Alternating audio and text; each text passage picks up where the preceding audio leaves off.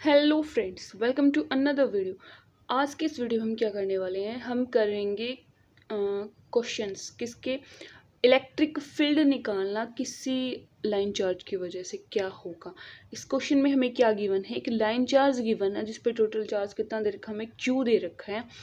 हमें क्या करना है, इस कोई पॉइंट पी है, ठीक है, उस पर हमें बताना इलेक्ट्रिक फील्ड क्या होगा इस लाइन चार्ज के से। ये लाइन चार्ज क्या है, हमें एक्स वाई प्लेन में गिवन है और ये एक्स एक्सिस है, ये वाई एक्सिस है, ये जेड एक्सिस। तो जेड एक्सिस पे कोई पॉइंट है 0 0 जेड, इस पॉइंट पे भी हमें क्या बताना है, इलेक्ट्रिक फील्ड बताना है इस लाइन चार्ज की वजह से क्या होगा। ठीक है, सो इलेक्ट्रिक फील्ड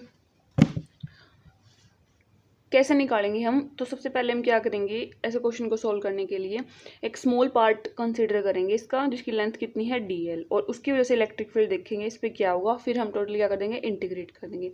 अब हमने क्या किया, स्मॉल पार्ट कंसीडर किया, तो इसके लिए इसकी वजह से जो इलेक्ट्रिक फील्ड होगा इस पॉइंट पे वो भी क्या होगा, स्मॉल होगा, जिसको हम किससे रिप्रेजेंट करेंगे, डी से। तो यहाँ पे डी किसके इक्वल हो गया,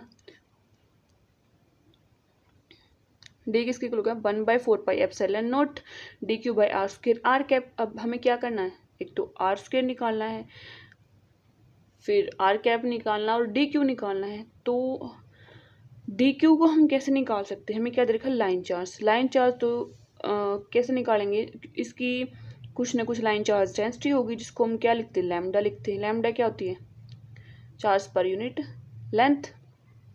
अब हमें क्या चाहिए, स्मॉल एलिमेंट कंसिडर किया, तो लैम्डा किसके इक्वल होगा, dq/dl। तो यहाँ से dq किसके इक्वल आ गया हमारा, लैम्डा इंटू dl के इक्वल आ गया। और लैम्डा वैसे होता है क्या, generally charge per unit length. अब टोटल चार्ज कितना है इस पे, टोटल चार्ज कितना है q, और इसकी लेंथ क्या है, सर्कुलर फॉर्म में दे रखा है, तो ये क्या है, इसकी सरकमफ्रेंस है, तो सरकमफ्रेंस क्या होगी, 2πr। सो लेंथ क्या होगी हमारी, 2πr। तो लैम्डा की वैल्यू क्या होगी, q/2πr इंटू dl। अब नेक्स्ट काम क्या है हमारा, r² निकालना। अब r क्या है, जो हमारा फील्ड पॉइंट है जहाँ पे हमें इलेक्ट्रिक फील्ड निकालना है, उसकी हमारे सोर्स से क्या है, पोजीशन वेक्टर या फिर डिस्टेंस है। अब ये तो हमारा सोर्स है जिसकी वजह से इलेक्ट्रिक फील्ड होगा, यानी कि लाइन चार्ज, और फील्ड पॉइंट क्या है ये, तो ये क्या निकालनी है हमें, ये वाली पोजीशन वेक्टर और डिस्टेंस बतानी है। अब इस टाइप के क्वेश्चन जब भी हम सॉल्व करेंगे तो हम सिलेंड्रिकल स्फेरिकल कोऑर्डिनेट्स का यूज़ करेंगे। क्यों, क्योंकि हम यहाँ पे क्या कर सकते हैं, जब हम स्फेरिकल या फिर सिलेंड्रिकल कोऑर्डिनेट्स का यूज़ करेंगे तो डायरेक्ट लिमिट लगा सकते हैं, पर एक्स वाई जेड की क्वेश्चन करेंगे तो उसमें क्या होगा, डायरेक्ट लिमिट नहीं लगेगी। एक को हम वेरिएबल की फॉर्म में लिखना पड़ेगा अगर दो डबल इंटीग्रेशन को सोल्व करना पड़े तो। अब यहाँ पे क्या है देखो, जब भी हमें इस टाइप के क्वेश्चन लाइक रिंग टाइप के क्वेश्चन सोल्व करने पड़े या डिस्क टाइप के क्वेश्चन सोल्व करने पड़े, तो हम सिलेंड्रिकल कोऑर्डिनेट सिस्टम का यूज़ करेंगे। तो इस पॉइंट के हमने कोऑर्डिनेट क्या हो गए, इस पॉइंट के कोऑर्डिनेट आर को, ये अगर आर रेडियस है इस रिंग की, तो ये पॉइंट क्या हो गया, आर कोस फाई जो एक्स एक्सिस वाला, और वाई पे क्या हो गया, आर साइन फाई, जेड क्या हो गया 0, क्योंकि ये एक्स वाई प्लेन के अंदर है। ठीक है, या फिर हम इसको कैसे ले लेंगे, देखो इस पॉइंट से और जो ओरिजिन है, ओरिजिन और जो हमारा सोर्स फील्ड है, ये डिस्टेंस कितनी है r। अगर हम इस r का x एक्सिस पे क्या देखें, प्रोजेक्शन देखें, तो वो क्या होगा, r कोस फाई, और इस पे y पे देखें तो वो क्या हो गया, r साइन फाई। तो ये इस पॉइंट के कोऑर्डिनेट क्या हो गया, r cos phi, r sine phi, और z कंपोनेंट क्या हो जाएगा, 0। ठीक है, अब जो ये वाला पॉइंट है तो हमें 0 0 जेड गिवन ही है, तो ये इसके तो r cos phi, r sine phi और 0 है, इसके क्या 0 0 जेड है। अब हम पोजीशन वेक्टर निकाल लेंगे, वो क्या हो जाएगा, 0 - r कोस फाई आई cap plus 0 - r sine phi जे cap plus z-0 K cap. ये हमारा क्या हो गया, r vector, -r cos phi आई कैप -r साइन फाई जे cap plus z K cap. ठीक है, इसका मैग्नीट्यूड क्या हो जाएगा, √r² प्लस z²। तो सिंपली इलेक्ट्रिक फील्ड क्या हो गया हमारा। और एक और चीज़, जो हमारा डी क्यू था वो किसके इक्वल था, लैम्डा इंटू डी एल के, और लैम्डा हमने q/2πr रख दिया था। तो अब डी एल को क्या लिखे, डी एल क्या है, ये स्मॉल चेंज, ये ऐसे है कि ये r है, ये भी r है, ये एंगल हमारा x एक्सिस के साथ फाई था, तो इसमें स्मॉल चेंज कितना होगा, ये डी फाई। ये वाला जो लेंथ एलिमेंट ये क्या है, डी है। सो हम यहाँ से डी एल को क्या लिख सकते हैं, डी एल का एक आर्क है, तो आर्क क्या हो जाएगी, तो एंगल, सॉरी एंगल क्या होता है, आर्क अपॉन रेडियस। तो यहाँ से आर्क यानी कि डी एल किसके, एंगल इंटू रेडियस, रेडियस क्या है r और एंगल क्या है डी फाई, तो r इंटू डी फाई होगा। डी एल को हम क्या लिख सकते हैं, आर डी फाई। ठीक है, तो जो हमारा इलेक्ट्रिक फील्ड था हमने डी ई लिखा था यहाँ पे। डी क्या था, 1/4πε0 D Q by are square R cap. अगर हम इंटीग्रेशन कर दे तो टोटल इलेक्ट्रिक फील्ड हमें मिल जाएगा।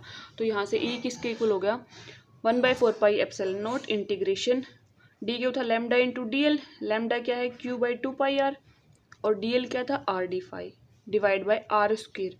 आर स्क्र क्या हो जाएगा, r square plus z square into r cap था, और हमने आर वेक्टर लिखा था -r cos फाई आई कैप -r sin फाई जे कैप प्लस जेड की कैप, डिवाइड बाय में इसका मैग्नीट्यूड कर देंगे तो वो आर कैप हो जाएगा। ठीक है, तो टोटल नीचे पावर कितनी होगी, r square plus z square की 3/2 होगी। अब हमें क्या करना है, इस इंटीग्रेशन को सॉल्व करना है, और इंटीग्रेशन किसके रिस्पेक्ट में, फाई के रिस्पेक्ट में।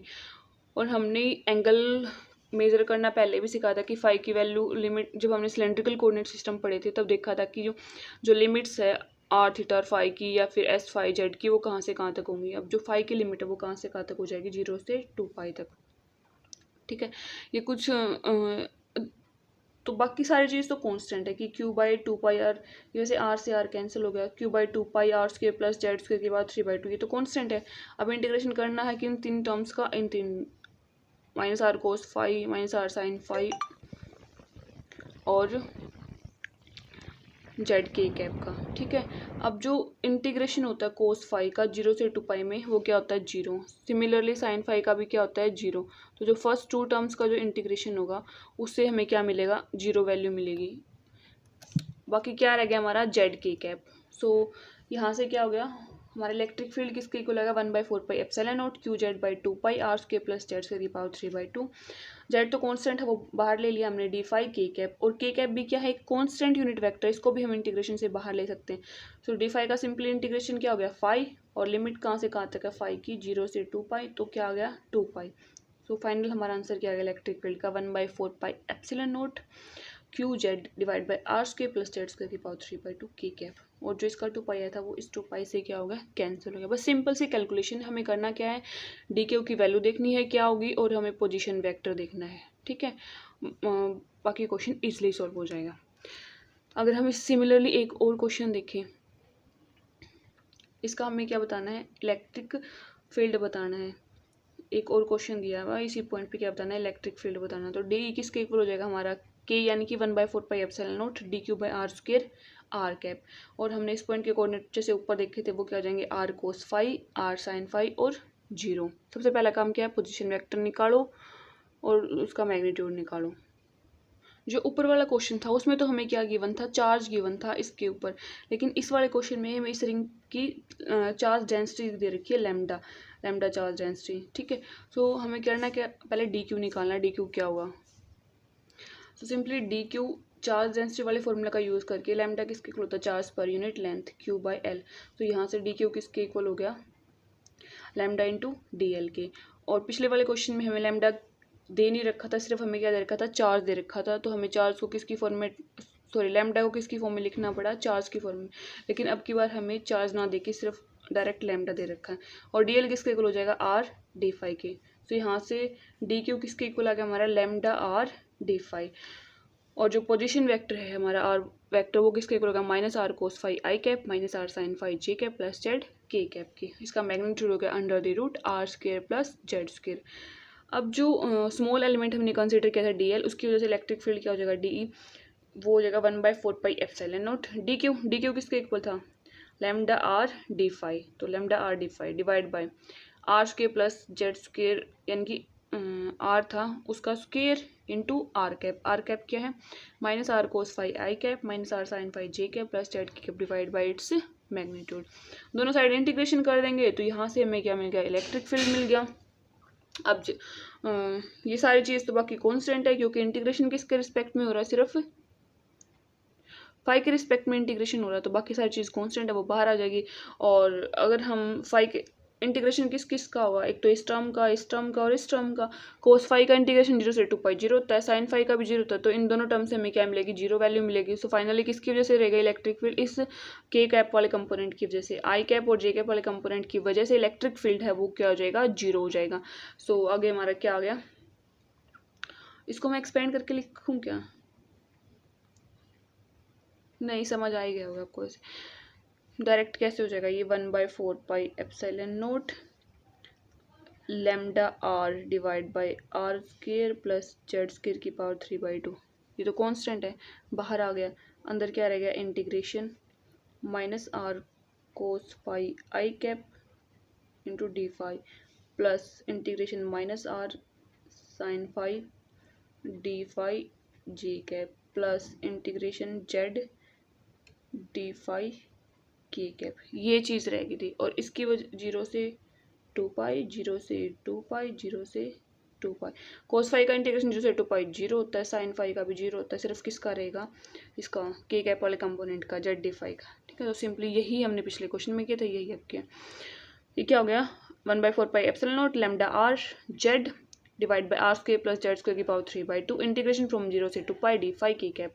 और डी फाई का इंटीग्रेशन क्या हो जाएगा, फाई, लिमिट क्या है 0 से 2 पाई, तो कितना गया 2 पाई। तो हमारा जो इंटीग्रेशन की वैल्यू है फाइनल वो क्या है, 1/4 pi epsilon nought lambda 2 pi r into z divide by are square plus z square की पावर 3/2 के कैप। हमें करना क्या है, कोई भी हमें चार्ज कॉन्फ़िगरेशन गिवन है तो सिंपली पहले हमें इलेक्ट्रिक फील्ड का फॉर्मूला लिखना है, फिर हमें देखना है कि हमें किस किस की नीड है। तो हमें नीड थी डी क्यूब की, आर स्क्वायर की, आर कैप की, और हमने वो निकाल ली और सिंपली इंटीग्रेट कर दिया।